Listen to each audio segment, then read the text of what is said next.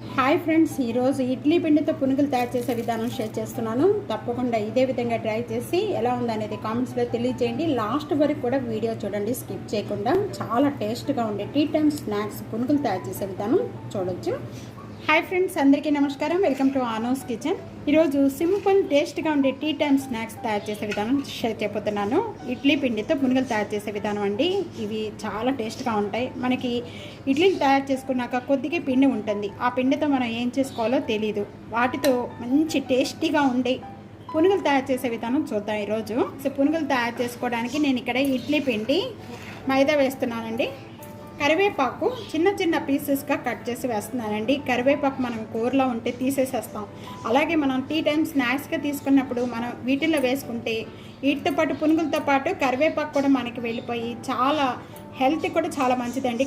కరివేపాకు చిన్న చిన్న పీసెస్గా కట్ చేసుకుని కూడా దీంట్లో వేస్తున్నానండి. జీరా యాడ్ చేస్తున్నాను.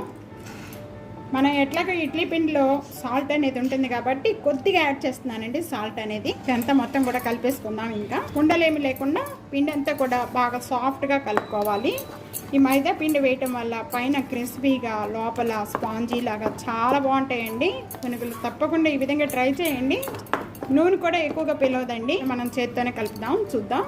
ఇప్పుడు మీకు ఇది లూజ్గా అనిపించింది అంటే కనుక కొద్దిగా మైదా పిండి యాడ్ చేసుకోవచ్చు అండి. కొద్దిగా ఇది ఇక్కడ లూజ్గా ఉంది కాబట్టి ఇంకా 2 టేబుల్ స్పూన్ మైదా యాడ్ చేసుకోవచ్చు. 2 టేబుల్ స్పూన్ మైదా యాడ్ చేస్తున్నానండి. ఇక్కడ మొత్తం కూడా బాగా ఉండలేకుండా సాఫ్ట్గా కలుపుకోవాలి. ఇదంతా కూడా ఈ విధంగా ఉండాలండి. పిండి అనేది కలుపుకున్నాక ఈ పునుగులు ఈ విధంగా వేసినప్పుడు మనకి పునుగులు అనేది ఈ విధంగా రావాలన్నమాట. ఈ విధంగా వస్తే పిండి అనేది పర్ఫెక్ట్గా కలుపుకున్నట్టు. పునుగులు తయారు చేసుకోవడానికి నేను ఇక్కడ ప్యాన్లో డీప్ ఫ్రై కావాల్సినంత ఆయిల్ వేస్తున్నానండి. బాగా ఆయిల్ కాగిన తర్వాత పునుగులు వేసుకోవాలండి, లేకపోతే పునుగులు బాగా రావు. ఇక చెయ్యి అనేది తడి చేసుకోవాలండి. ఈ విధంగా తడి చేసుకొని మనం కలుపుకున్న పిండిని కొద్దిగా తీసుకొని మీకు ఏ సైజులో కావాలి అనుకుంటే ఆ సైజులో వేసుకోవచ్చండి. నేను చిన్నవి వేస్తున్నాను. ప్యానంలో ఎన్ని అయితే పడతాయో అన్ని వరకే వేసుకోవాలండి, ఎక్కువగా వేసుకోవద్దు. దూరంగా వేసుకోండి. ఈ విధంగా కలుపుతూ వేయించుకోవాలి. ఈ కలర్ వచ్చే వరకు కూడా వేయించుకోవాలి. ఇలా వేయించుకున్న వాటిని అన్నీ కూడా ఒక స్టీనర్లో వేసేసుకోవాలండి. చూస్తున్నారు కదా, ఈ విధంగా మీరు కూడా తప్పకుండా ఈ విధంగా ట్రై చేయండి.